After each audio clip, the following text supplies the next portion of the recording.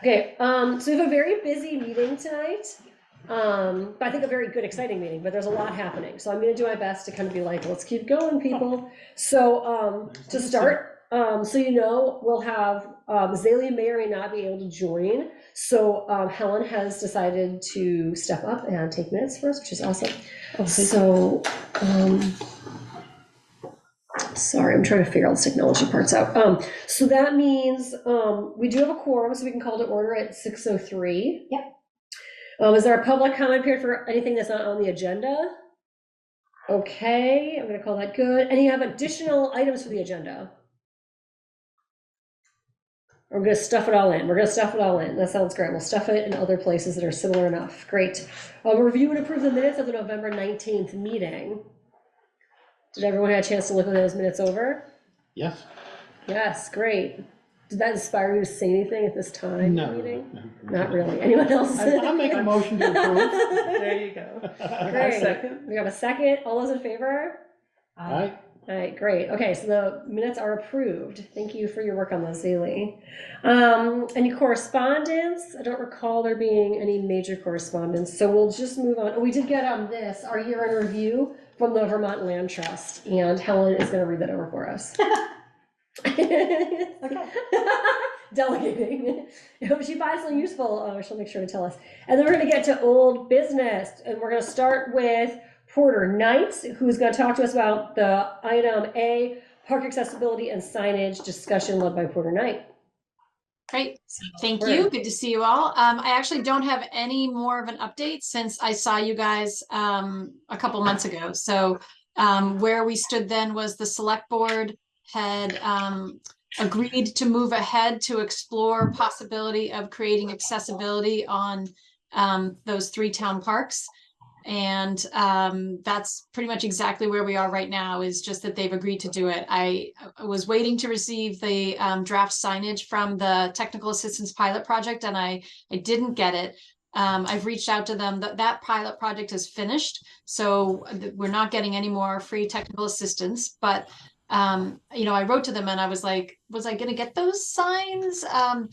And so I'm waiting to hear back. I think what might have happened is that they're creating on the health department health equity website a toolbox for communities, and they're going to be putting there a lot of the different materials that they created for various towns. And I think that the sort of recommendations for draft signage for us are going to end up there. So I think we'll have something, but it'll be pretty generic, which is fine because we'll want to make it our own anyway. But so that's all I have for signage, which is nothing. And then as far Can I as ask a question about that? oh yeah, of course. Do you recall, anyone else recalls, remember there was a time when Alex was really fired up and we made that Exploring Bristol PDF, and it was many pages, and there was a page for different rec things. And I think, Porter, I hope you got a copy of this. Zach, I don't know if you have a copy of this. It was linked from the BCC website to the rec department. The rec department has taken that down, and that was something we had a signpost of, like the digital signposting of like, go to these parks, find the parks. And it's, the links are all 404 or whatever, and I can't find an email from Alex. I can't find a copy. Does anyone remember this document or have a copy, even a draft? I remember it. I don't think I have a copy or a draft. Okay. It was really nice, and I can't believe it's gone. And it's just, I can't believe I don't even have any like physical, it's like wisps of memory. And I'm like, where is it now? It's like disappeared into digital space. I can look and see if I have anything, because in my documents from when we were working on that. I have the old computer Alex used, so I can go through it and find it. That would be so good. I don't even know what it's named, but it's something about exploring the parks, discovering Bristol. I forgot what he called it. And there's a link that's supposed to go from our page to rec, and it's just dead now. So I don't know when that got moved or what happened, but it was really nice. It was a step in the right direction, even if it wasn't as good as real signs. It was something, right? Now all we have is that parks page that has just some like bullet points on it, and we've tried to add things, but then he said, you know what, this is not a great page, we'll do this PDF version instead, because we could put pictures of the park in there. And then that was linked down there, and now, because that's gone, now we just are back to our bolded list. We did all that work on it. So I'd like to see that resuscitated if possible. So you might remember that 4 years ago, the town applied for the Vermont Outdoor Recreation Economic Collaboration Grant, VOREC, and we didn't get it. And the goal of that grant at the time was really marketing to position Bristol as an outdoor destination for recreation. And signage was written into that. And the whole idea of it was to create a website that we would market far and wide to try to really attract people to the community.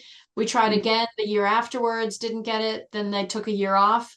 We just submitted that grant literally today, bigger and improved. So it's everything it was before in terms of marketing, signage, an interactive layered map website, taking all of the the ecological assets that you guys have been inventorying and sort of like putting them. So if you want to be like, where can I picnic in Bristol? Where can I fish in Bristol? So it'll be picking up from that idea and making it its whole thing. If we get the grant, I don't know if we will, but we're trying again to get money for that. And the Conservation Commission was listed as one of the collaborators if we get the grant. And only I didn't talk to you about it this month because we did it 4 years ago and 3 years ago. And so I did the grant with Ian and the new grant administrator, Frida. Yeah, Frida talked to us about that at she came to our last meeting, we talked about it. And then we wrote a letter of support. I wrote a letter of support on behalf of us. Perfect, thank you. And then, but we haven't seen it yet. I asked Frida to send me a copy and we haven't gotten a copy yet. I haven't seen it either. But I mean, I helped draft it, but I haven't seen it since then. Let me make a note to see if a hard copy. It was an online application, so I don't know, but probably she can click on it and get a PDF. So let me just make a note. Yeah, it would just be nice to see what's in there. You already did all the work writing that text. We would copy paste some of that for a future project or something. I mean, it just seems like a waste to get these. We do all this work and then it goes away. It'd be nice to keep it. I made a note to do that. Thank you so much. And then, so at the select board meeting where they said, yes, we approve this concept, the next step was to create an RFP, which I did. And Valerie has that and it'll be going out. I mean, it might even have gone out this week. I don't know. But it's basically to invite contractors to issue bids. And part of the way it's written is then that they would have meetings with, I think Valerie phrased it as a committee, but with specific invitation to Conservation Commission, the rec department, so we would try to make sure that we had the people at the table as that contractor does their work. So that is to get us to a design phase so that we could then have construction estimates, and then we would have to do some grant writing to actually move ahead from there. But that RFP, the select board agreed they would pay for with the ARPA money. Cool. What's an RFP? Request for proposals. Thank you. Okay. Sorry. Thank you. That's good. Okay, and that's about the signage piece, is that right? Or is that about the accessibility piece as well? That's the accessibility. So that would be to try to fix, and it's really to explore options because as we talked about last time, there are tricky constraints on all three of those parks for creating paths for someone with wheels. So, what would it look like? What are the possibilities? And we're hoping that maybe they would help us think outside the box a little bit and see what's possible. And what might come back from that is say like, okay, here's ideas for 2 parks and the third park, just forget about it. Or, here's an affordable option for park A, Mercedes version option for park B, and here's some simple steps you can take at park C. So, we'll see. Cool. Cool. And then what would the timeline be on that? You showed us that big timeline thing in your PowerPoint. I wasn't sure. Yeah. Well, I was kind of hoping that the RFP would have gone out 2 months ago and that we'd be, talking about it by January. So I don't know exactly what that is now, because if she issued the RFP now, I'm sure that she wouldn't be asking for them to come back until January. But I'm thinking spring. I mean, to be having conversations with whoever's selected. And also, let me just make a note to let you guys know when the RFPs come in. So if Valerie has a review committee, that you guys can have somebody be on that committee. Cool.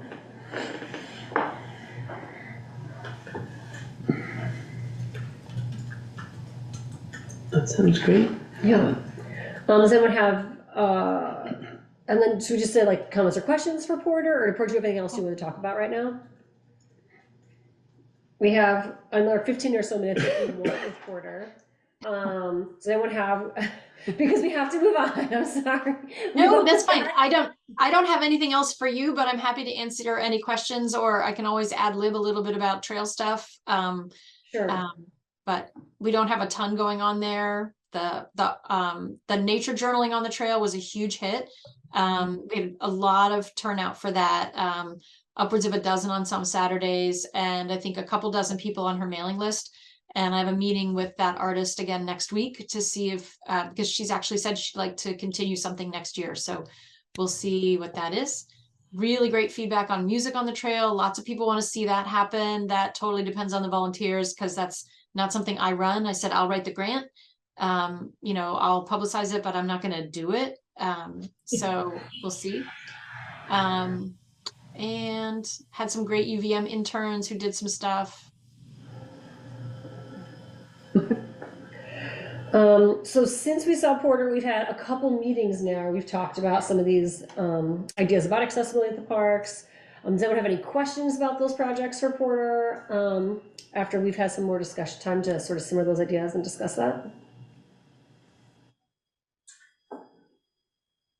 I remember near the end of our last meeting, Alex brought up maybe rethinking Memorial Park and what we want.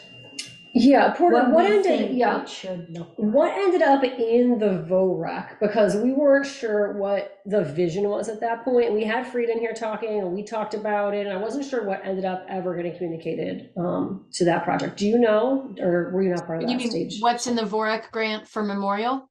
Yeah.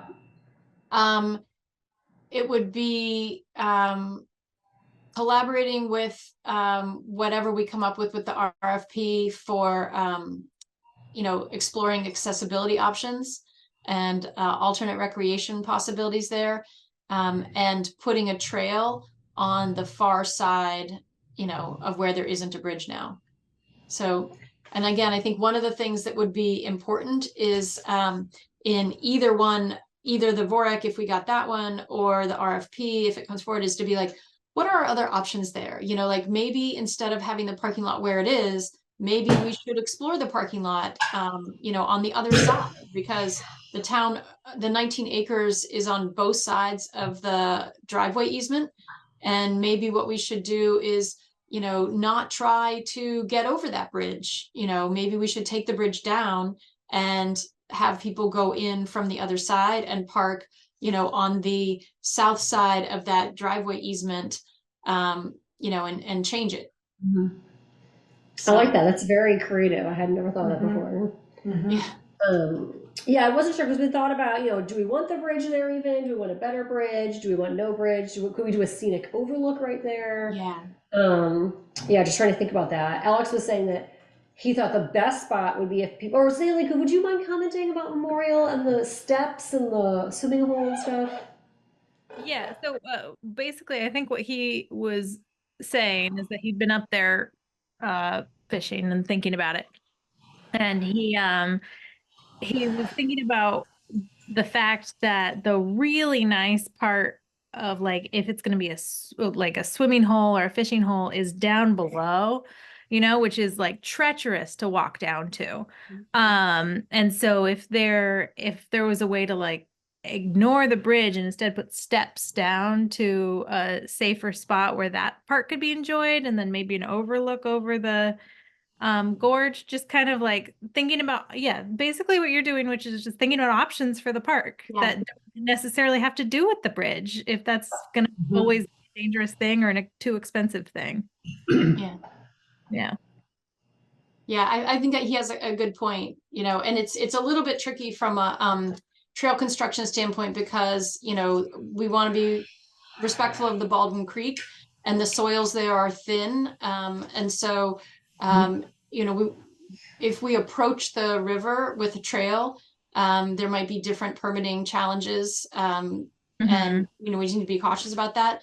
But it is a cute little swimming hole. And if we did hardscaping with stone steps, that would be better than having just like a path trail that would probably cause erosion. Yeah. I I think it would also, I think a path trail, you just slide right down. It's so Yeah. steep.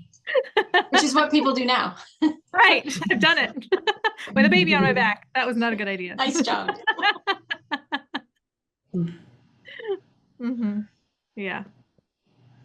Yeah, it is true. That is a really nice part of the park. Yeah. Yeah. I hope that one way or the other, one of these two grants will give us ideas and options for making it a usable space for the community because it really is a precious spot.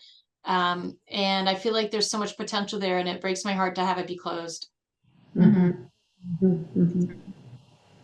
I think it's a liability too with the bridge there. Is it safe or not? That makes me nervous too. It's what use can we? I know he says closed, but Yeah. I just try not to tell people it exists, you know, for safety. Okay, and then let me think what else.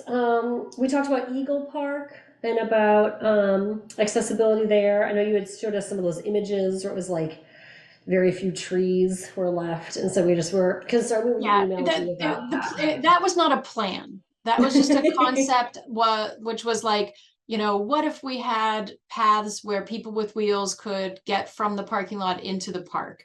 The person who did that concept drawing, you know, was just trying to give a visual of wheeled users in a park space using very generic photographs that I sent. So we're not planning to, you know, that it wasn't a plan. It was a concept vision of imagine people with wheels in this general area.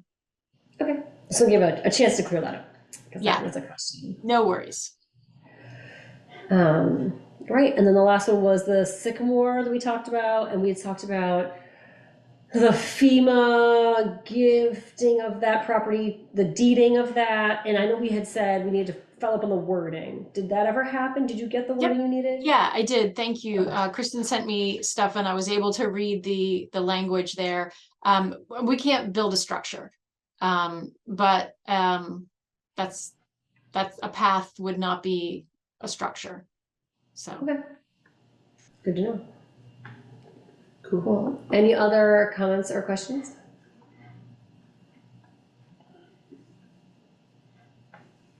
Okay, so Porter, when we talk about signage then, that was like the smallest piece, I think, of like the most likely to happen. Is that correct? Or is that sort of just a back burner now? So the VOREC grant, I don't know if we'll get that or not. We'll Is that know in February. So in February, if we got that grant, then I'll be back talking to you more about that. Okay, cool. I just couldn't keep track because it used to be in the other grant and now it's I just wasn't sure where we stood with that one. Yeah. Okay. Thanks. Yeah, so the technical assistance got us to concept and the select board agreed to move ahead with that. The VOREC grant is a different thing, but it's including marketing for the whole town for outdoor recreation. And so if we got that one, that might speed line some signage. If we don't get the VOREC grant, then we'll sort of crawl along in incremental steps with the town, get this RFP, get some design, then we'll have to do some construction and fundraising. And we're probably looking at, like, in my mind, it's like 3 to 5 years, probably, you know, maybe even doing them separately. And then signage would happen eventually as part of that. But if we did the VOREC thing, then we've got a pot of money for signage. And Ian's vision for that is for making wayfinding signage throughout town, not just about recreation things like parks, but also the library and so other points of interest in town so that there's a cohesive, really professional, welcoming, visible, accessible signage throughout town. Cool. So Thank you. that's the VORAC piece. So that could mean signage sooner rather than later, but we would still eventually end up with signage as part of the accessibility piece. Cool. Cool. Thanks. Okay. Is that it for Porter then? Are we good? Thanks. Okay. Porter. Porter, thank you. you so much for coming today. My pleasure. Thanks, you guys. Thank you. Good luck with your next meeting. Thanks. Actually, my next meeting got canceled. Our speaker has COVID. I guess is it going around the college? Yeah. I don't know. Yeah. They're always sick all the time. Can't keep track. So anyway, but thanks anyway for fitting me in. Glad to see you all, and thanks for everything you do. Have a great holiday, everyone. Thanks, Thanks, too. Okay, so I told the wildlife group to be here at 6:35, so we have 10 minutes, so we can talk about something else. So, Could we have Zach do the park? that's what I was saying, you want to have updates? Zach do parks? Is our next item, would that be okay, Zach? So we don't have too many updates. One thing we did want to bring up with you guys is the possibility of creating like a non-permanent Frisbee golf course at Sycamore. So like, I don't know if you guys have been over to the skate park or the hub. There's like disc golf goals that you can just like take down whenever you want. So we just set those up, create like a little map at the beginning of the park, and have 9 holes for Frisbee golf. So we've had a lot of people in the community ask about that. So that's one thing we wanted to bring up. And the other kind of cool idea we had was a event for Sycamore or Eagle Park for the eclipse. I think it is April 8th, I think. Yes. We're going to try to do a big event for that because we know it's pretty rare, and Vermont is right in the path. So kind of our two park ideas we've had lately. What are you thinking for an event for the eclipse? We just thought of it this morning, so we're still in the early stages of it. But originally we were hoping to do a camp out, but it's at like 2 p.m., so it's not really worth to have everyone there for overnight. So we're still thinking of it, but we'll get back to you guys. Yeah, sure. You might want to think about too, like a big open area without shade, so you can see the sky easier. But providing information and Oh, some yeah. glasses and Definitely. I like that idea. Skate park or Possibly something. like the rec field may be better. Also, I was thinking parking. There's not really any parking at Eagle for more than a few cars. And Sycamore isn't that much better for parking and everyone kind of has to drive there. You can't really walk to either of those parks. Yeah.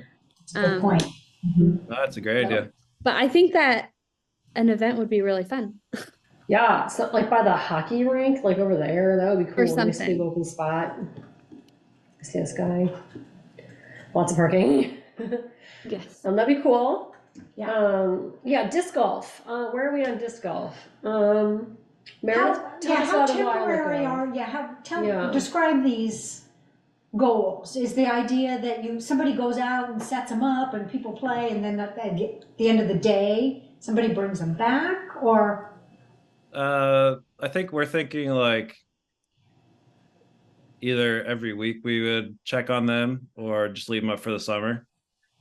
I know previously there was talk about like installing real disc golf. I don't know what they're called, goals, at Sycamore, but we've changed our mind from that. So we just wanted to do something to get people at the park. Yeah. And that's just the idea that came up. We haven't like the solar eclipse idea, we haven't thought too far into it.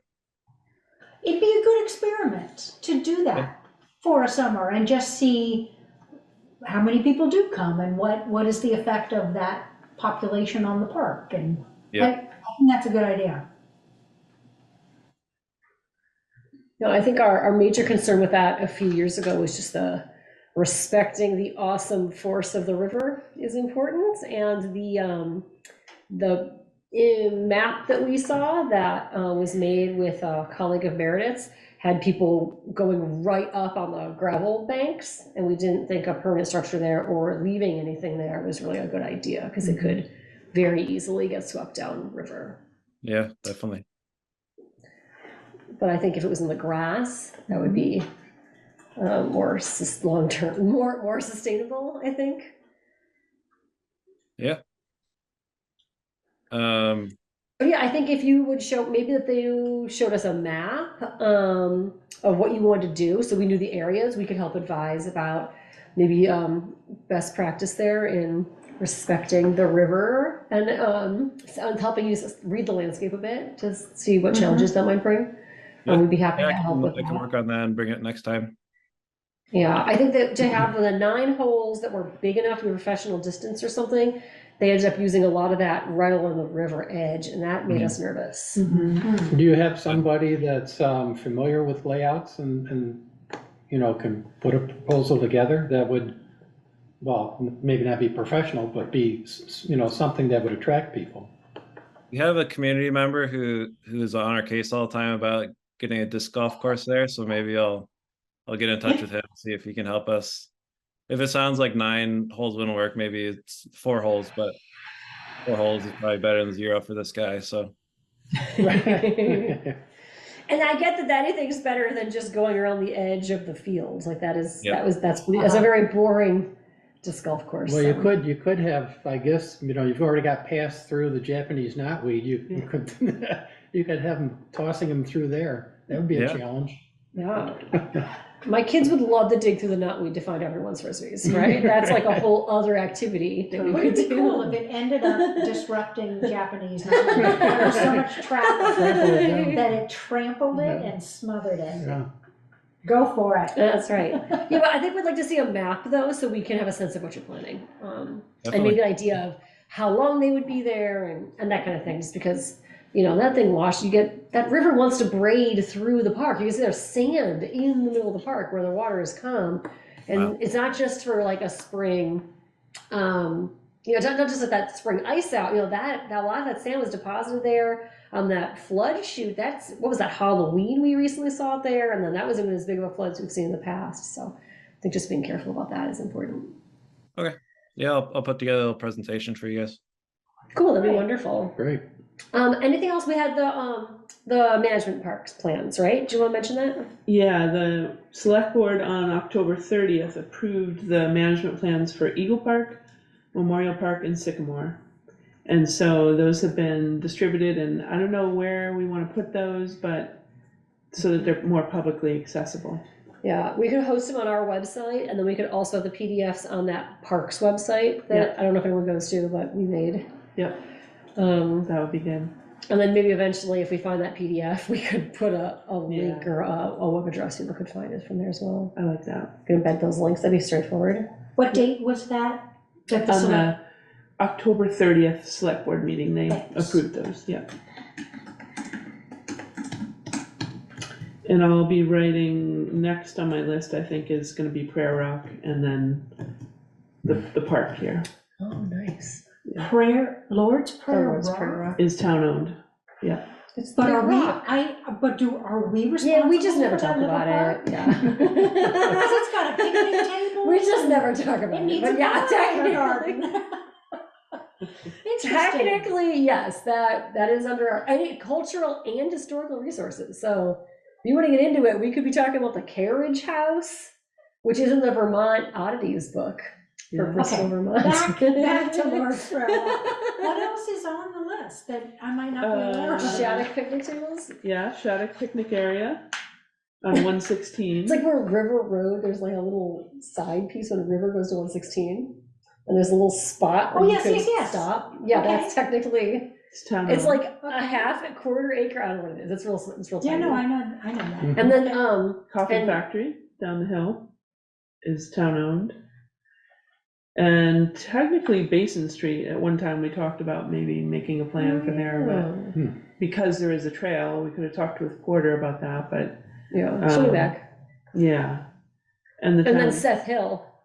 Seth Hill, yeah, has its own forest management plan. Right, yeah. Where is Seth Hill? In Lincoln. Lincoln.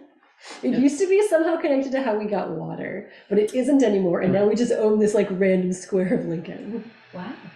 Okay. Randy knows how to get there. I don't know how to get there. I think as far as I know, Randy's the only one who knows how to get there. Yeah. Okay. So we do own a lot of other parcels we don't talk about. Yeah. Yeah, there's not a lot of active management at those, but my thought would be at least to document the history. Yeah. And how we came to own those. That'd be And then- great. Yeah. And then people like know we own them, right? Yeah. You know. Yeah. Like me. Yeah, Randy and I went down this wormhole for quite a while to make that website and then to make that PDF that's gone. But anyhow, we'll get it back. We'll Zach will get it back. There's all sorts of weird stuff. There's caves. What are the caves? we Yeah, found? the caves. We decided not to publicize those because they sounded major sketchy. Those might be privately owned. Oh, you think so? They're in the Explore Bristol document we found from like 100 years ago. It's some Wow. wild stuff. Huh. All right. It looks like we have the wildlife. We do, but I wanted to wild make people sure, here. yes, but I want to make sure, Chris, was there anything else you wanted to talk about at this time or not? I will just mention the Ledges Trail, which is accessible here from Bristol. There's been a lot of discussion recently, as we've heard, as recently as today on the Front Porch Forum, that the A. Johnson Company Mill will be shutting down. There was some discussion that they could find a buyer, but apparently as of today, that's not happening. And I reached out to Ken Johnson and received permission to tell us all here publicly at this meeting that it's their intention to hold on to the land parcel that contains the Ledges Trail. They're selling the mill, but they're not selling their timberlands for the most part. And to be clear, this would be the sort of the hillside that overlooks downtown, if I'm saying in front of Holly Hall. Is that right? Actually, Yeah. I looked it up on the map, it's 2,000 acres. It's a very large parcel. And it Yep. goes from the Ledges all the way to Bristol Pond. Yeah. And actually, the northern part of it owns the swamp at the north end of Bristol Pond. Exactly. And they're saying they will, Ken said that he promised his father, Andrew, that for as long as they were able, they would keep that land publicly accessible for the Ledges Trail. So it's their intention to do that, to continue to own and manage those lands and make the Ledges Trail accessible for the public. that'd be great. That's amazing. I have a little sidebar with that. My daughter is SLP at the Bristol Elementary School. And so she works with a lot of kids with disabilities, and they go across the street and use the Edith Stock Forest that the watershed has. Yeah. And they were having problems getting the kids up into the woods.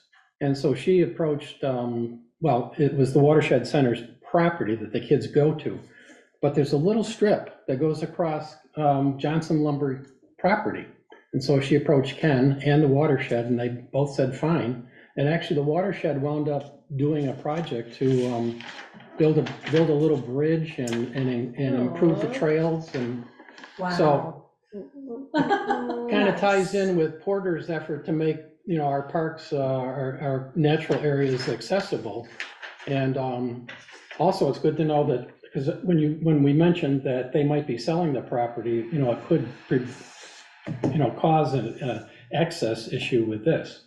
The watershed actually owns a little strip of land that does come down onto Mountain Street, and so does Johnson's. They're both very little strips of land.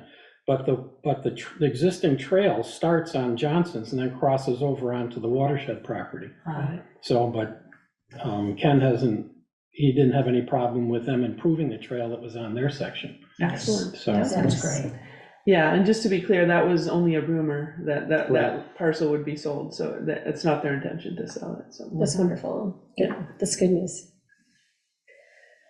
Okay, great. Oh, I suppose I should Yeah. very briefly mention that Eagle Park, the fishing platform has been repaired. That's The good. new accessible ramp to the platform is in. There are some tasks that will need to be done in the spring to tidy things up, to finish up that project, and then we can revisit the perennial garden So at that time. the plants will stay hidden. The plants will stay where they are, and the Japanese knotweed, I guess, through the winter. Yeah, And if they survive, then we can replant them in the spring. got it. Okay, sorry. Awesome. That's fine. No, I know it was like, I knew we were trying to put some things in there and I want to make sure we got everything out. So wonderful. Thank you for all the work you've done on this. That's great. And thank you to the Johnson family. It's amazing. They're going to do that. That's great. Okay, great. So in that case, let's go back to our old business item B, Wildlife Project Partnership with Middlebury College. And we have Professor Mikhailo and David here with us. So why don't we hear, is it David, did you want to do a little PowerPoint thing? Is that right? Yeah, I can share my screen and give Let me it. make sure that's enabled on this town thing. Here you go. Who can share? Okay, I think that should work now. Try that. And so David, just for some context then, could you tell us where you're at with your project? Like, are you graduating, is that right? So I'm graduating in February, but I'm wrapping this project up now. I'm finishing up the report in the next few days, and then by January I should have a story map for you guys, which is like a website over ArcGIS that should help kind of visualize things and could be great for outreach, displaying some of the images. Awesome, that sounds amazing. Great. Yeah, take it away. Cool. All right. I could just introduce myself really quick. I'm David. I'm a super senior, so I'm in my last semester at Middlebury, and I study observation biology. So this was a part of my senior research project, but also something for you all. So yeah, let me get into it. Camera trapping at Sycamore and Memorial Parks. And this is an image taken from Memorial Park that I'll talk a little bit more about later. Cool. But to give some background, well, I wanted to talk about P22. I don't know how many of you are familiar with him, but I believe he is a mountain lion in Los Angeles, who I think is really great to talk about when we're contextualizing these issues. So he was one of over 100 monitored mountain lions, and he was living in LA, right underneath the Hollywood sign. And it was really iconic because he was repeatedly crossing over highways and even while the habitat was being very fragmented, continued to live on, but was very indicative of the problems that come with disrupting wildlife connectivity. So multiple times he was hit by cars, and other mountain lions there were seeing a lot of inbreeding, and then he was eventually put down because I believe the most recent situation that happened with him was he attacked some domestic dogs and was overall just very old and aging, very indicative of habitat fragmentation, which is the issue that kind of presents itself in these parks. So habitat connectivity, while having spaces for wildlife is really important, it's also really key that we have connection between those spaces as it determines health and biodiversity of the ecosystems that we're talking about. And with more urbanization and population growth, there's going to inherently be more fragmentation. Something as simple as a road can even disrupt this.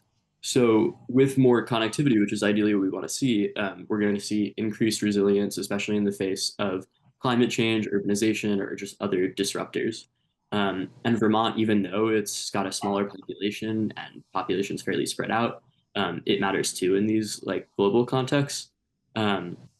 And a lack of corridors within the state can have like broader implications, especially considering like Appalachia runs right through.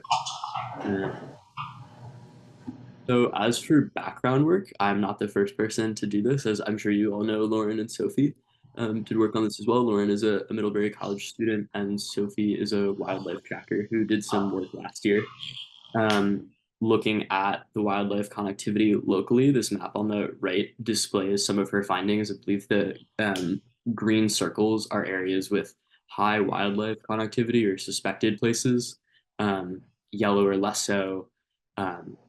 Yeah, and then in the literature, it's been found that a lot of wildlife will avoid human presence. There's been a study in DC that I was looking at that was really interesting because they were setting up game cameras there to see how the wildlife were moving around, which is fairly uncommon considering a lot of these studies are done in very wild spaces. And the context that we were doing these in here with Sycamore and Memorial Park, there was kind of an interesting question of will this space be more like parks in DC or will it be more like very natural spaces, even though there's a lot of human presence. Um,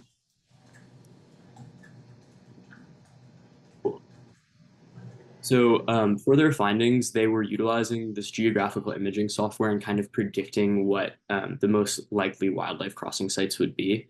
And they highlighted Sycamore as one that was really important, but Memorial, not so much. It's very surrounded by green space. And I'll go into that a bit more later. But in addition to using the geographic software, they were confirming those sites with winter tracks and particularly focusing on indicator species, which help inform us where habitat conditions are suitable for loads of species. They're very particular about what they'll cross and generally will prefer places with high forest volumes. And they also recommended camera trapping to gather further data, which is where I'm coming in. So here's a little map on the left side to display the parks. Memorial Park is up on the left, or up, sorry, up top, and then Sycamore Park is down below.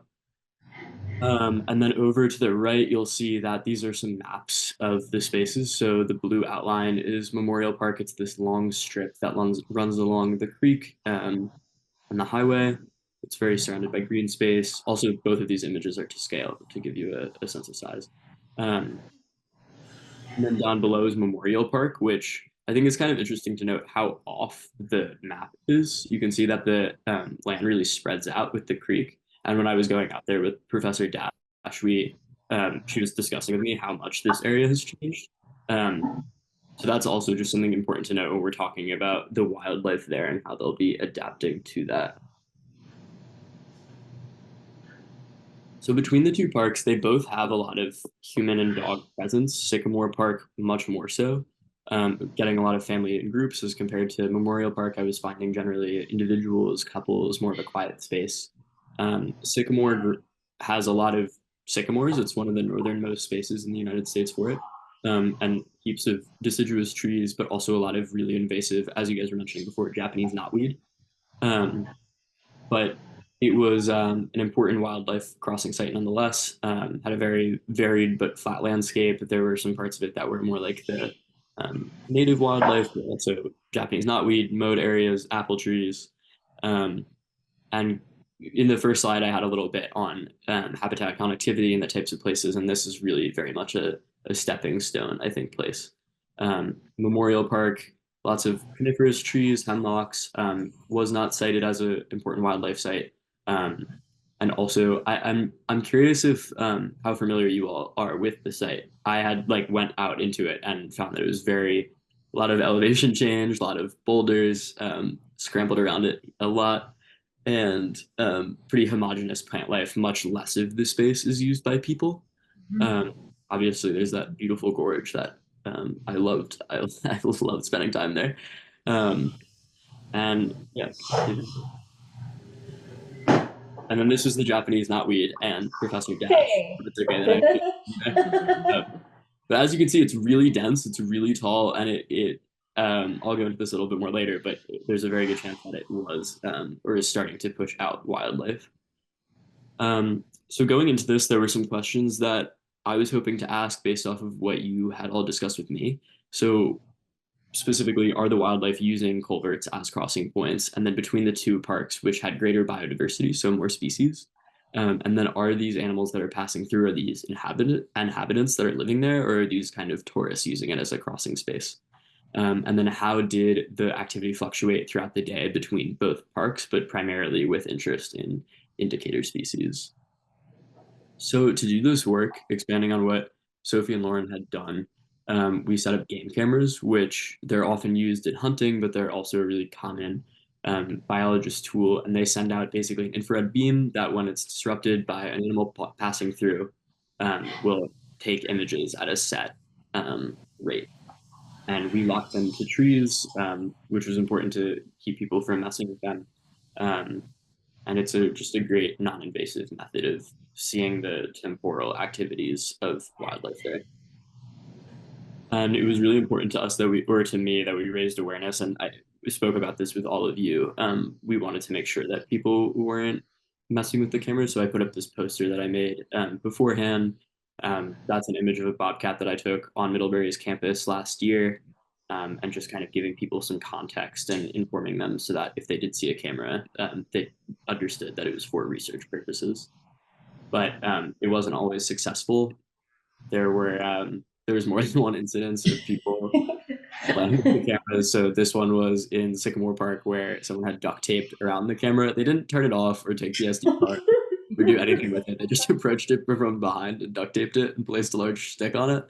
Oh my God. How strange. I'm sorry. So Wow.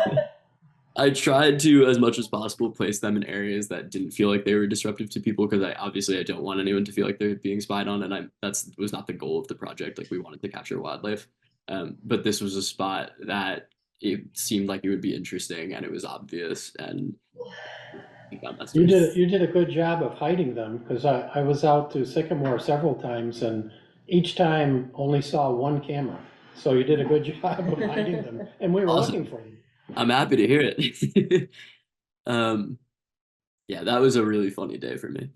So as far as methods, we ended up getting 16 cameras, and I tried normalizing them for equal densities between the parks. So Memorial Park was a bit bigger. We ended up putting 10 there and 6 in Sycamore. We were putting the cameras out from October 25th to the 2nd of December, which is 608 trap nights, however many days that is, multiplied by the number of cameras. So quite a bit of data that I ended up going through. Um, and there was kind of a lot to setting it up. So with Sycamore, because it's so varied in the landscape, I wanted to get a sense of those different landscapes and ended up putting them kind of randomly, but also trying to get a diverse set of areas. And then focusing on other spots like the culverts, or Professor Dash had a ecology and evolution lab site that she wanted me to um, put a trap near, different things like that. And then with Memorial, because it was so homogenous, I had put a grid system in and then kind of followed that.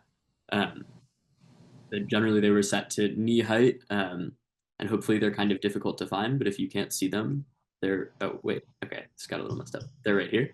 They're pointing to the cameras, and generally wanting to place them in sites that seem like wildlife would be passing through. That seems interesting, something that stands out to me when I'm walking through the woods.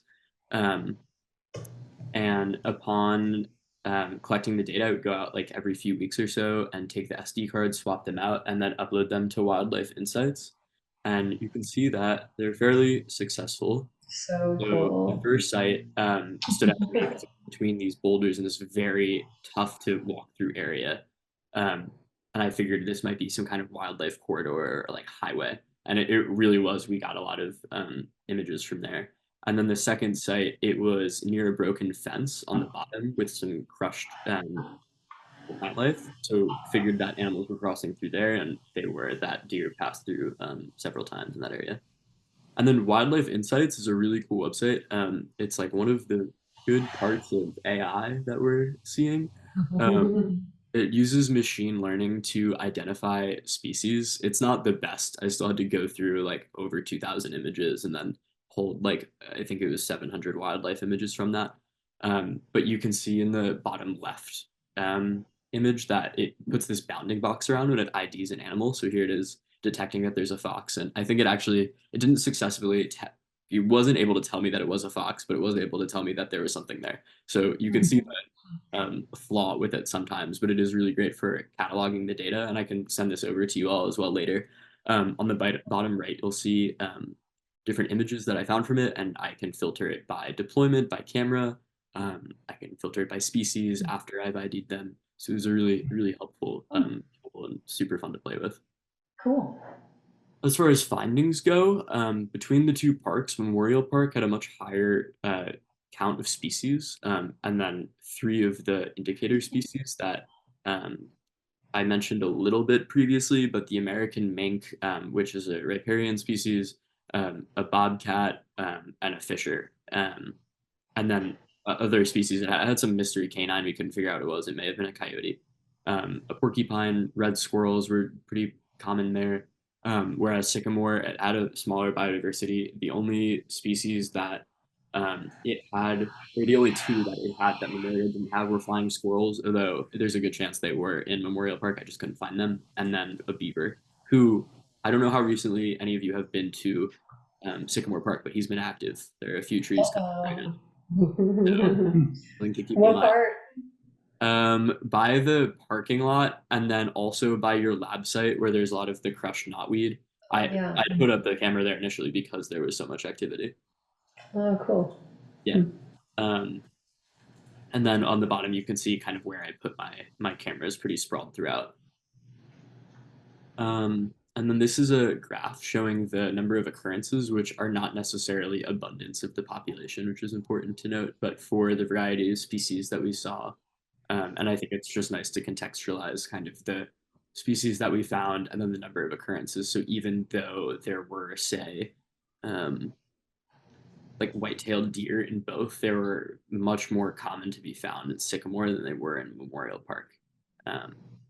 So same with gray foxes, like that was only one occurrence in Sycamore Park, but there was only one occurrence of gray foxes in Memorial Park, but they were occurring all throughout the study in Sycamore. And then this is a cool lot of dogs. So this is a cool graph showing the activity patterns for dogs over 24 hours. So you'll see that over up top in Memorial Park, they're spiking a little bit towards the end of the day, but also like kind of waking hours when people are going about walking dogs. I'd imagine the later spike was due to like people getting off of work. And then it looks a little strange in Sycamore because over at 3 a.m. there was this repeat eagle who kept showing up underneath the culvert. I don't really know what he's doing, but he's there. Eagle? A beagle. Huh. Yeah. And in Sycamore, there were more records, but generally like similar timing. And then the activity patterns were kind of tough to do because there wasn't so much data in everyone. So in this graph up top, these are kind of the carnivores that seem to me like they were the dominating carnivores in those ecosystems, and they tend to exclude each other.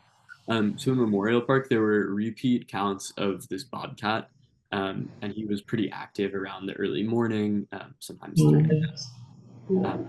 Whereas in Sycamore, the gray fox that was there was very active in the early morning, but also really late at night.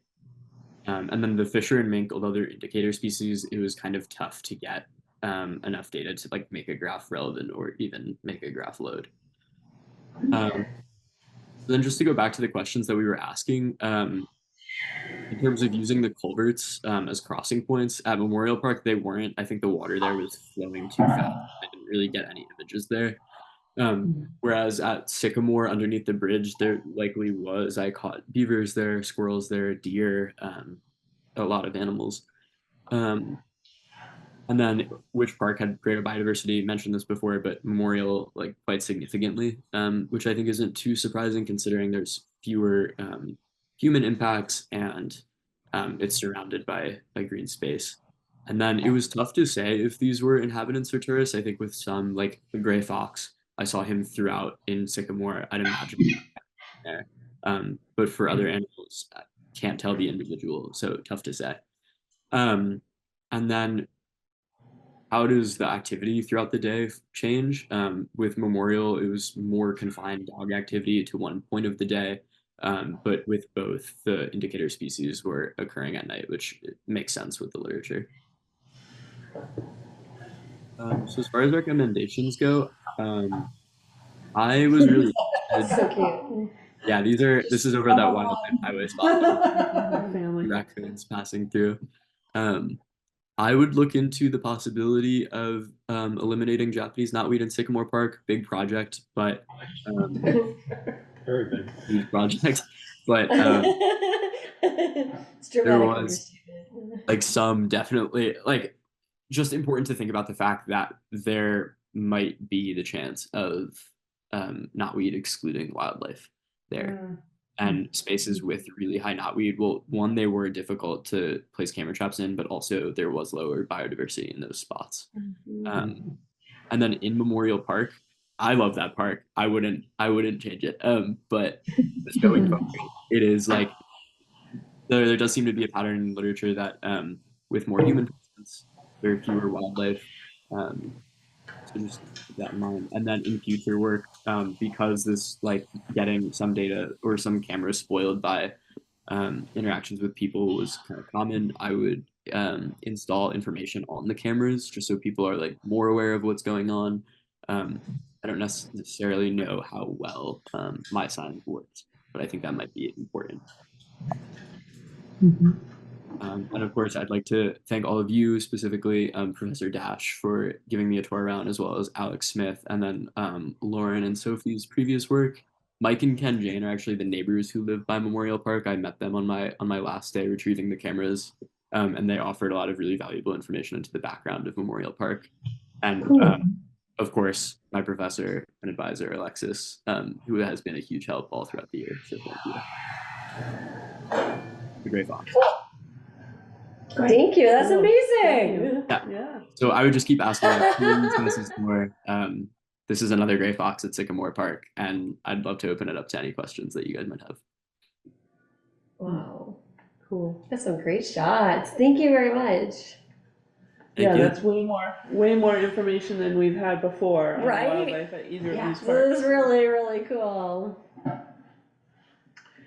Do you have a sense for how these patterns may have been different in a different season? Yeah, so that was kind of some data I was starting to explore. It definitely seemed like my occurrences that I was getting were tailing off. Like the peak season was November, like early November or so. I think I don't really have enough data to say like conclusively, but that was certainly the pattern that I was finding. I live not too far from Sycamore, and on my property, I notice a pattern of summertime bears, wintertime bobcats. And I don't know if they just have this understanding that that's their territory and that's their season, but I'd be curious to see if they were, what the winter patterns would be like at both parks. Yeah. I assume when the bears are where the kittens will play. I guess. I don't know. Yeah. Cool. This is really cool. I don't know what the next step is though, but it's super cool. Like this is great information and so much work. And yeah, I'm really happy there's finally good news from AI, you know? It's right. able to identify these for you. Yeah. Did you find anything surprising by doing this? Or did things like what can we learn from this as how we can progress? Like what were the challenges or surprises that you found? That's a really great question. I think a lot of it was personal. Like I had done some camera trapping work before, but just going out there and doing it, especially with so many more cameras than I'd ever worked with, there were a lot of learning curves for me with like types of spots that are really beneficial or like very minute things with placing the cameras. But in terms of like surprising data, I don't know. I felt that so much of it really lined up. I think the biggest thing was hiding the cameras from people, and potentially in the future, like even though it's Vermont, and I feel like, you know, everyone's leaving their car keys in their car all the time, which I'm from Jersey, so that is always the biggest shock to me. But even like with Vermont being a space that's very trusting, I think people feel watched with cameras, and in the future, hiding them, I think would be really beneficial for the data.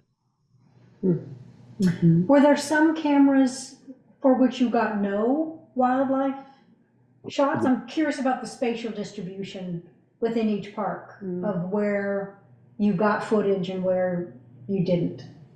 Yeah, in the report, I'll probably put in a map that's kind of showing that. I think a few of the sites were definitely like the fault of me, putting them maybe too high. But there were some sites that I was surprised by. It was a very wide open space. It was low to the ground, and you'd expect images, but there were none. like in Memorial Park by the road that crosses over to the property nearby. Um, there was a really open space that in any of my other sites, like there would have been something there. But I think because it was close to the road, it wasn't picking up anything, or um, there was like a hill, so maybe the elevation close by was causing no one to be there. But yeah. Well, okay, so in terms of deliverables now, you said, so you've created this presentation, which is awesome, but you're going to transition this into a story map, is that correct? Yeah, I don't have that ready today, but Okay, no, I'm just wondering, because I'm thinking, we can't put, images or a PowerPoint on Front Porch Forum, but we could say, look at the story map with a link, right, which would be really powerful, and hopefully people would learn about corridors and stuff from that, because there's some just basic entry-level science information that people I think would really appreciate, and that we could take something like your presentation to show to the planning, zoning commission kind of people, right, too, that might help them appreciate some of these things. Just really cool. So I'm really glad you're gonna make that story map. And then was there something, a report as well you mentioned, is that right? yeah, kind of set up more like a lab report. Okay. Yeah, going and also going like more into the data, giving graphs that I don't necessarily think are great to derive information from, but like in the vein of transparency, something that I'll be including. That would be nice. I'm wondering if maybe you could put together a simplified, maybe on just one sheet of paper, just a brief, what I'm thinking of is maybe putting it up on the kiosk that's in Sycamore. Just a summary of what you did, because you had the sign up there about the project. So it might make sense to put a follow-up, saying that, this project was done, and then list the animals that you found there with, with a little information. I think that would be nice right at Sycamore. Yep, I agree. That'd be really cool. Yeah, I'm just trying to think, like, how do we take this, but then do something with it? So it doesn't just sort of like go to drawer or like die up on the hill, but like come back into town and help affect change in some way, Or if you could think about suggestions on how to follow up, or like a part 2 or something, or if you have any recommendations. I think the 401 class, this would be a great project for them. They'd also probably be able to dedicate more time. I mean, it would be a group of, I'd imagine, 4 or 5 students working on it as opposed to just me.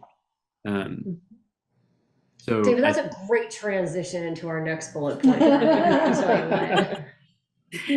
Perfectly planned. It's like you were just reading along and you're like, we should move to old business 4 or 6BB to discussion of 401, But yeah, no, absolutely. Anything else we want to ask? Well, David, you'll stay here and then we'll start talking to Alexis. That sound good? Yeah, that sounds great. Okay, don't go anywhere. Okay. Should we stop sharing? Okay, great. Okay, so Alexis, could you tell us about the 401 structure project, what you want from us, what we can do? And we've got 24 minutes. Oh, okay. I don't know if I'll need all of those. No, I'm just saying, like, we truly try to end at 7:30 if we can. So I just want to keep everyone's mentally prepared for that amount of time. Yeah. Also, just to emphasize, David did a lot of work this semester, was out there all the time, and then sitting there going through photos and troubleshooting, and taught himself a lot. So that short presentation represented like hours and hours and hours of work. I mean, it's amazing, and this is so useful. I mean, I don't know what we can put, if we can, I don't know if we can edit management plans. Yeah, wasn't already approved though, so do we have to edit it? I'll store it for the next revision. But it's very exciting stuff. No, we're really excited to have this because we didn't have anything, and now we have so much to go with. So it's awesome. Yeah. So in terms of 401, the whole class is, I think, about 15 students, and they're going to be split into groups. And so, oh no, I'm sorry, 17 students, I think. So there might be one group of 5 potentially, but otherwise typically groups of 4. And my thought for the group working with the BCC, the general idea is that there's a structure where there's kind of a community partner who has a need. And we've talked a lot about this over the past year, thinking about habitat connectivity and updating the plans. And so the students learn to assess that need and kind of figure out a scope on their own. So we try to give them some direction on what the needs are, but we want to let them have a bit of the experience of what it's like to figure out like how they can bring their skill sets to address a certain real world question or problem, and how what their career goals might be align with the opportunity that they're given through this project.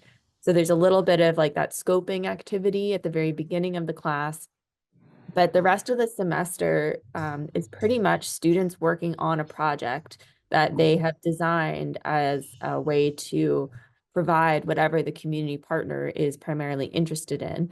And all of the projects that my students are working on in this whole class are human wildlife kind of conflict and coexistence related. And most of my students are science oriented students. That isn't always the case with environmental studies, because we have like anything from environmental dance to environmental geography to environmental architecture, or the like environmental biology, environmental chemistry. And I think by word of mouth, I got most of the science students. And so we'll all be thinking about human wildlife coexistence in different ways. I see this project in particular as being pretty science heavy, potentially having students get outside and reevaluate some of those tracking locations that Sophie went to last year. And especially given that we're starting in the spring, it's great because we can get outside and go to where there's snow, hopefully. Hopefully Yeah. there'll be snow in February. And so what I'd like to do is give them the chance to actually try doing a lot of those mapping activities. They all will have taken GIS or a class that employs Google Earth Engine or some form of mapping. So allowing them to actually do the work of trying to update those maps, seeing what data are needed. They'd be welcome again to have the field experiences, and then can also do more camera trapping on targeted places of interest. So whether that's continuing the parks, if that's what seems like it's the most interesting and useful, or we could have them put cameras up at some of those crossings that Sophie identified as well. And in total, we have a lot of cameras. So I think I have like like at least 50 cameras. I do not think my students should they can't manage that many cameras. Those are for like a whole class of 20 students plus my research, but we have a lot of cameras. So we could reasonably deploy a bunch. And I have a few former mammalogy students who are in my 401 section. So they've done a whole semester of camera trapping with Malt already. So they're pretty fluent in how to actually do the field work. But I think this project could be pretty map heavy, because we could have students working with different GIS layers and thinking about how to integrate different types of data, whether that might also be talking to people. Wow. That sounds cool. So I'm thinking about affecting change and what do we do with it, right? Is there an opportunity for those students to also work with the town beyond our group? Who would that be? Right? If we For wanted to example, like the planning commission. yeah, and- like would that be like if they made maps that'd be useful to the planning commission in some Yes. way? Or Aspen County Regional Planning Commission maybe could help suggest how they might connect that between like, this is a cool academic question versus how do we connect this to like what the town needs, right? I don't know how to make that happen exactly though. That's outside of my expertise. And it might want to come at a slightly later stage. Like it seems like spring would be data collection time and mapping, and then end of the semester, begin to integrate that data with planning and zoning maps and Maybe finishing the semester, like in terms of deliverable, if there was something we could do that was like what David has shown, and like creating sort of, maybe that's the kind of thing we could take then, and like we could take that to town offices and spread that maybe at that point. Does that make sense? Okay, I just want to make sure we're on the same page of like, what can we do with it, you know? Okay, well, this sounds amazing. We thought about a lot of other ideas. So this is the idea you think is the most strong for this group though, this semester, right? Because we're thinking about surveys, town hall meeting day, talk to people about maybe those, the map of town with like, what animals have you seen, right? I think all of that can be rolled into this. We can Is that definitely how send much? them to town hall day. What the We capacity of 5 students is that you're Yeah. envisioning, right? Well, so it's 5 students that this is a full class that meets 2 times a week plus a lab period. And so they can, use their lab period to come out to town and work with community partners. There's a lot of flexibility with this class. It's like a senior capstone. Cool. So like if we wanted to have survey, like I think that would just need to be decided early on within the scope, like, so what I will do is develop a project statement that kind of encapsulates what I see. I will send that to you all and you all can give me feedback. And then that'll be presented to the students when they're choosing which projects they want to work on.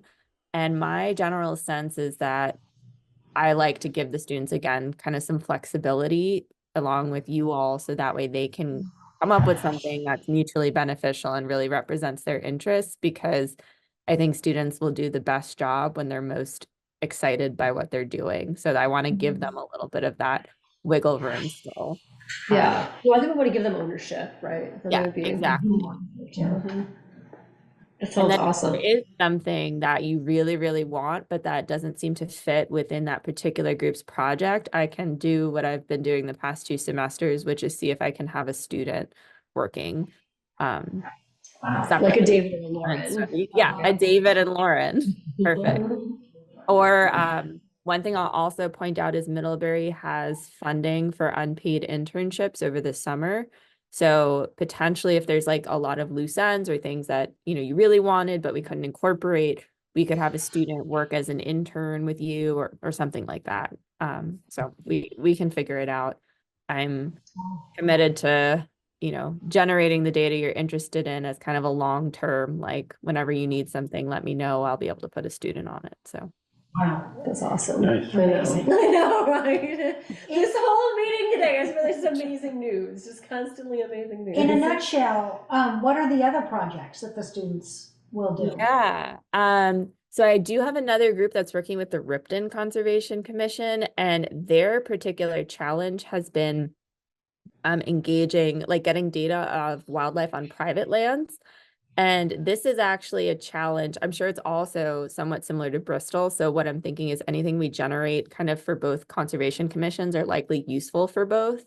But for them, it's interesting because that same problem is the problem you normally run into in urban ecology and conservation. So the models for citizen or community science that we used at the museum where I worked at in Los Angeles, like building these partnerships with private landowners, is actually directly applicable to rural Vermont in this way, which is pretty cool. And so the students are going to be looking at strategies for engaging with private, and having access to private land for conservation and monitoring. How does that work in traditionally, explored systems? How could that transfer to Vermont? And I think they're very interested in building out the community science portion. So again, that could easily be transferred to Bristol as Right, well. right. If they develop good materials, we can snag those and use those next year or something, yeah. Exactly. Yeah. So that's kind of how I thought about that, setting that Conservation Commission project up. And this one as well is that they can be, I'll challenge the students to more generally apply them at the end. Like, how can you make them transferable and not just very context specific?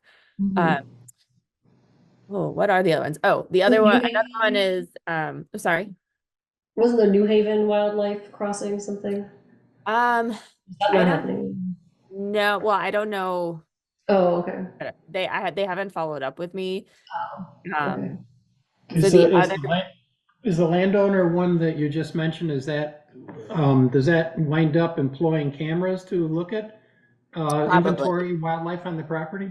Yes. Yeah. So that's the hope. And I would like them to come up with these like kits that you could give to someone to put on their property and then like teach them how to do. Even David and I were talking about this earlier today. Like, could we do like a little, you're certified to ID animals on cameras. Like, you've done our mini course and now you can join us in IDing, animals on Wildlife Insights.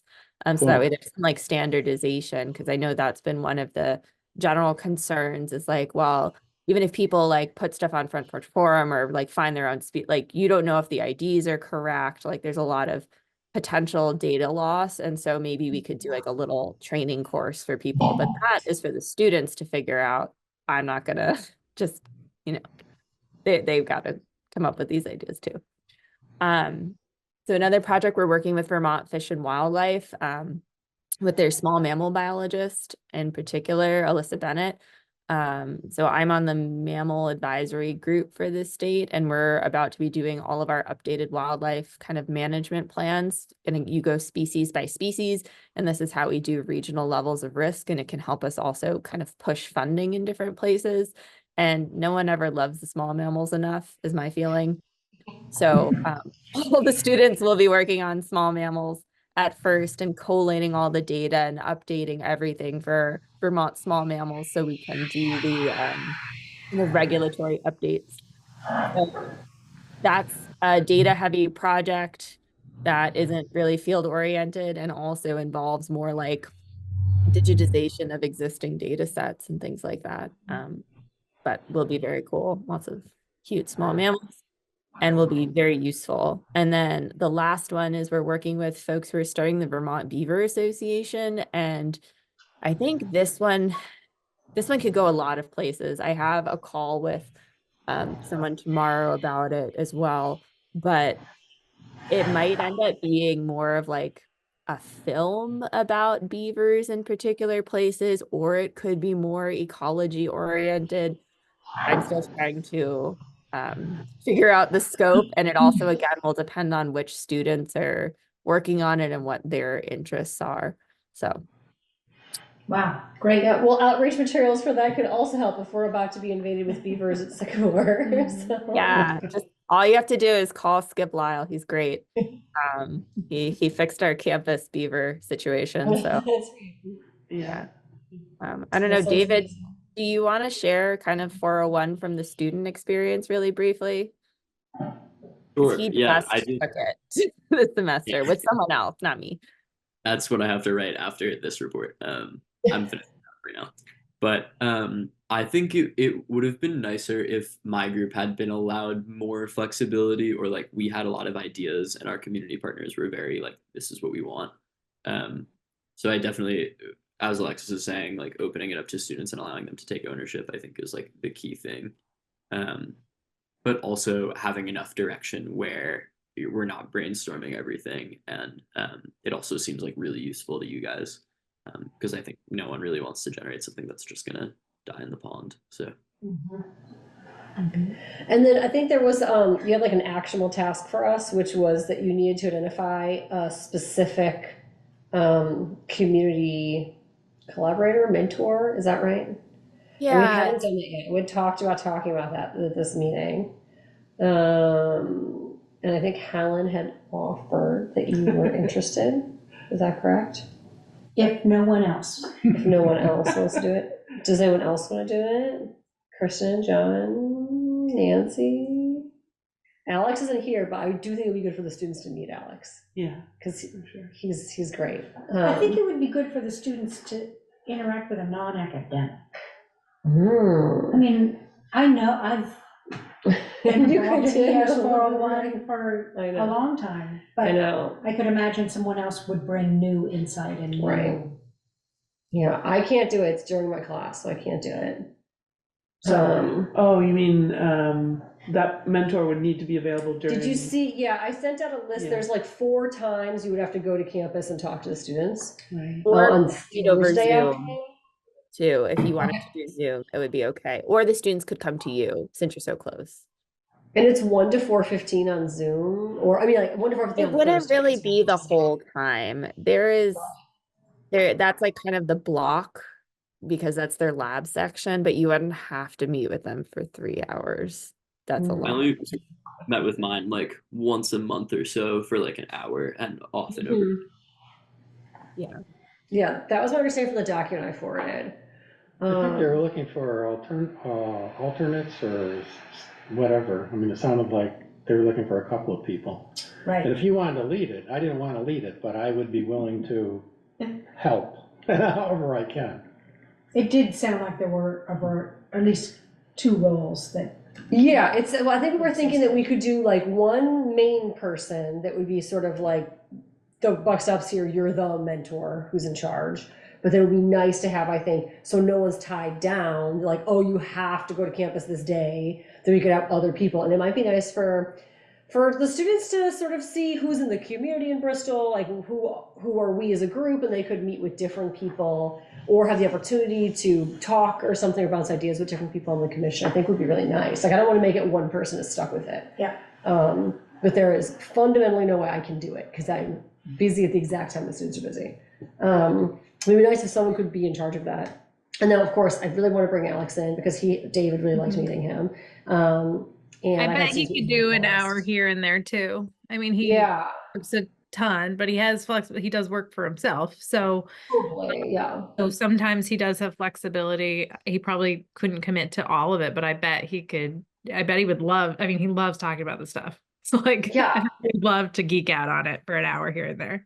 Right? That's what I was thinking, is he would love to geek out, but I don't think that he should be in charge either because I know he's busy, right? So. Well, he'd be terrible at it too. That's true. Nothing would happen. When I tried to pay him $100 stipend, it took like 6 months because he wouldn't answer his emails. Yeah. I'm like, I'm trying to give you money. Just answer your email. Yeah, someone else needs to organize it and he needs to be told when to be where. So what do you think? It sounds like we have 3 people right there, Helen, Alex, and John. Yeah? Yeah. Someone will lead Yeah. it? We already no one's nominated. jumping in, are they? Jono's the only one who's not here. Oh, yeah. I know. Let's make John do it. You can't just. It's their favorite thing to do when he's not here. That's how he became the vice chair. Is we're like, well, he's not here.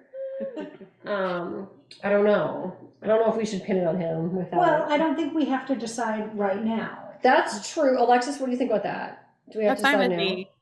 I feel very comfortable going forward, knowing that students will be supported, and it's just a matter of scheduling Okay. who goes to which. And we have the actual scheduled dates. Maybe we could. I just want to make sure. Do you need like an official point person to email and stuff with? I think Or that can would that be wait? nice. It doesn't have to be now. No, it can be later. Yeah, if you have the dates and you can circulate those over email, then we can Yeah. share those dates. I did. So the next meeting is going to be January 11th, and then February 8th, and then the semester starts the next day. Our after that. meetings are January 11th. Our meetings Yes. for BCC are the Yes. 11th, and then the 8th, and the students start on the 12th, right after the 8th. So we have 2 meetings still before the students actually start. Oh, yeah, totally fine. I was thinking though that if we had the dates from when, Oh, yeah. I Someone forwarded those to you needs- about You did. 27 days ago. Got So You you find it. won't remember. then we'll we We'll can find sign up for those. Okay. dates.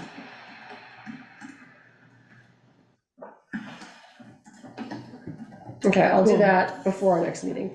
That sounds great. Anything else that you want or need from us now? You said you would write a blurb and we could approve the blurb. Could we approve the blurb at our January 11th meeting? That seems doable. I have to still write the blurbs for all of them, and the semester hasn't fully ended yet. But yes, Yeah. by January 11th, they should be good. Well, then there's like the holidays, so I figure like the 11th Yes, yeah. feels like next week already, but I'm Yeah, just wondering. that if should be that's- good. Good to go by then. Okay, cool. So I'll make sure we have time to read that and approve that, as well as creating a sign up. We can talk about that on the 11th. Great. Anything else about wildlife we want to talk about? Well, we have Alexis and David here for this great semester of work that we have from David and a new beginning here with This Alexis. really is amazing. Yeah. Great connection. Yeah, thank you very much, David Yes. and Alex, or Alexis. Thank Yeah. you. Thank you guys. Cool. This has been so great. Thank you so much. I'm really excited to see what happens next. And David, make sure you give us those kind of deliverable pieces, because we see people from UVM sometimes. Great presentation, they graduate, we never see them again. We're like, oh, we saw that PowerPoint once and now it's gone. It's just left in our memory, so we really appreciate, like getting those things from you that we can use going forward for showing the select board, showing, whoever that comes in. Maybe many years from now when you've forgotten you did this project, we'll still have those documents. So thank you very much for that. If it wasn't, Joanne, further questions, we can just plow through 2 quick things and then end the meeting. How do we feel with that? Good. Okay, great. So thank you very much. And then we'll move on to our next agenda item. The BCC membership. We have 1 vacancy for a member currently. Bye. We have 4 more minutes of business. Okay. BC has 1 vacancy. We had someone who was going to come, remember, for the last meeting, and then I just got an email that said they couldn't, and sorry, which we've had this happen a lot. People send me the first email and they melt by the time it's time to go to the first meeting, or they come to the first meeting and then they leave. So Life gets busy. I know. So we've had this a few times now. We get the nibbles, and then it's hard for them to follow through. So maybe like in the new year, maybe I could send out an email, because it's going to be just forgotten with Christmas stuff right now, I imagine. Okay, new member email, and then anything else about membership? No.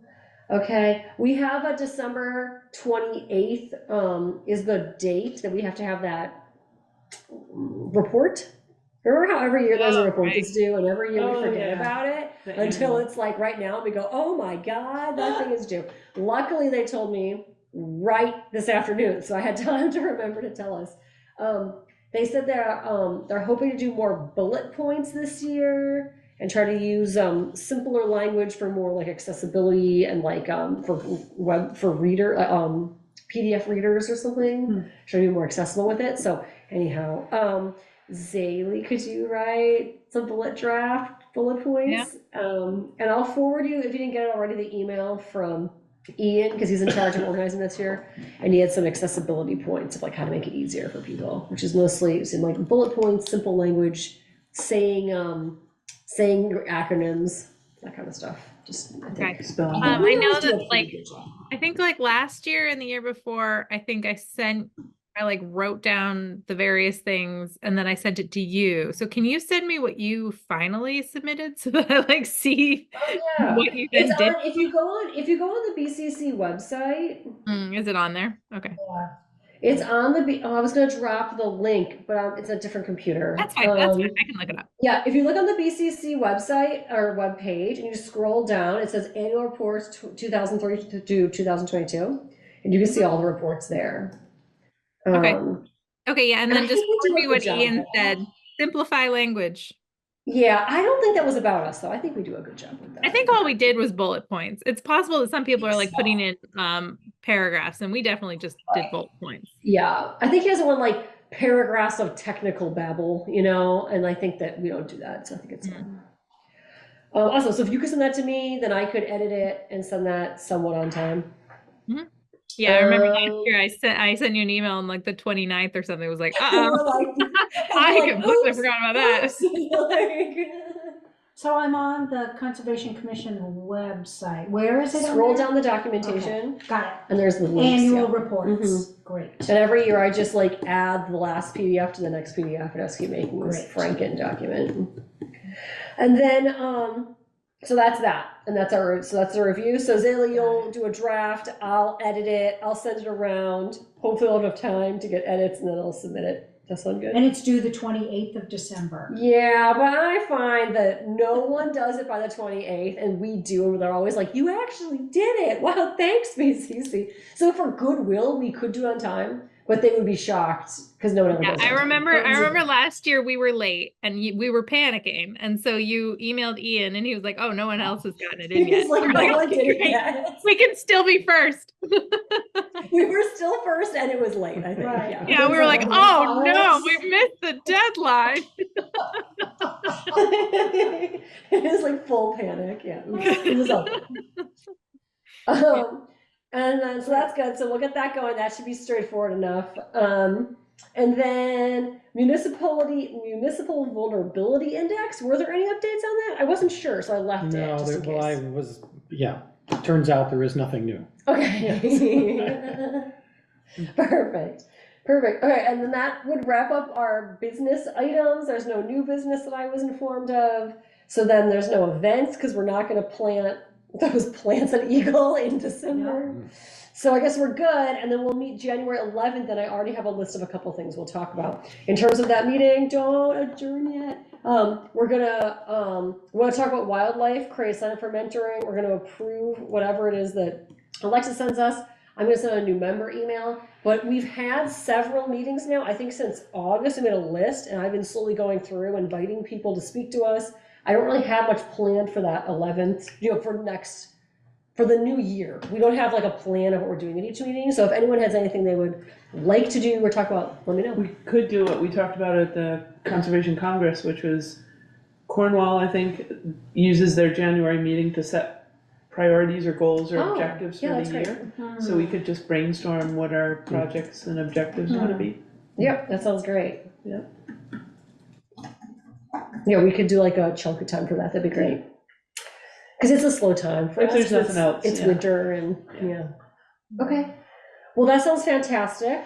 And then that would be everything. So now we can make a motion if you want.